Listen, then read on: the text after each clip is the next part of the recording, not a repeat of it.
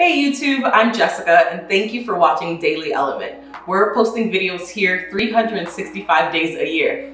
It's a lofty goal, but check out the stories that me and my sisters have to tell. And this is one of mine. I don't know whether it's the coronavirus pandemic or America's current racial reckoning or the fact that there is a 2020 election this year, but sometimes it's really hard for me to go to sleep.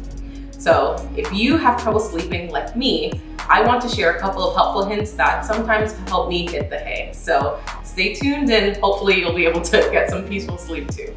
Tip number 1, say goodnight to those screens.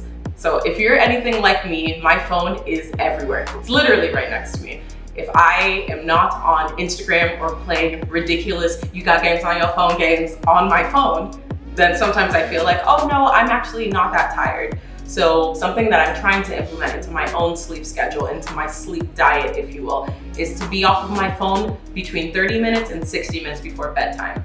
According to studies that I don't remember, it's actually really important for us to start winding down earlier and earlier than the time that we start to actually feel sleepy.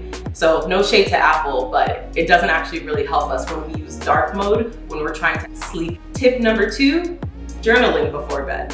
So in my mind, when I'm not on my phone and I'm not sleepy yet, I'm trying to think, okay, so what am I going to do with my time? Think? No. Sometimes I feel like my mind is racing and unless I get those thoughts out of my head and onto the written page, then all of that pent up energy and all of those thoughts, according to my therapist, will still be active in the middle of the night. So you might have difficulty going to sleep. You might have difficulty staying asleep.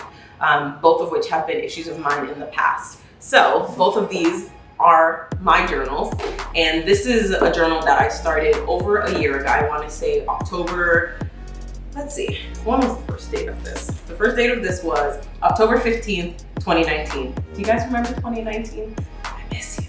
And this is something that I started recently during quarantine.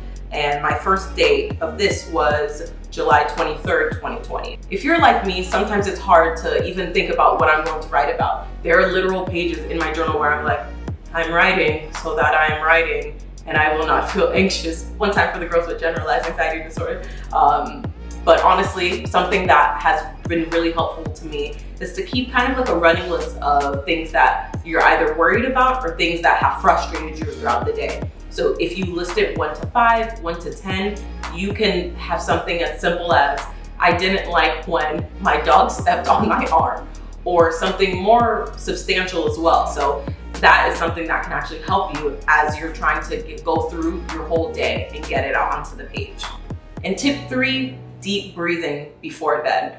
I know it can kind of seem a bit woo-woo and that it doesn't really do anything, but being forced to slow down and become super aware of your body and being mindful is something that actually has been helping me. So before going to bed every night, I inhale for 3 counts, hold it for 2, and exhale for 3 counts. And I do that 10 times. I'm not saying that after number 10, I'm out like a light, but I think that it's something that has been helpful for me. So I'm going to show you what I do. First, you're going to lay back in a comfortable position. So not on this cute couch, but on your bed.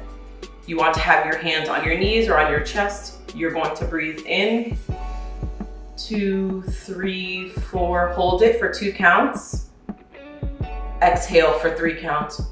2, 3, 4. So you can take those deep breaths of 3 seconds in, hold for 2 seconds, 3 seconds out, 10 times. There's a lot going on in the world right now, and it's okay. And it's actually normal during periods of lots of stress for us to have a physiological reaction.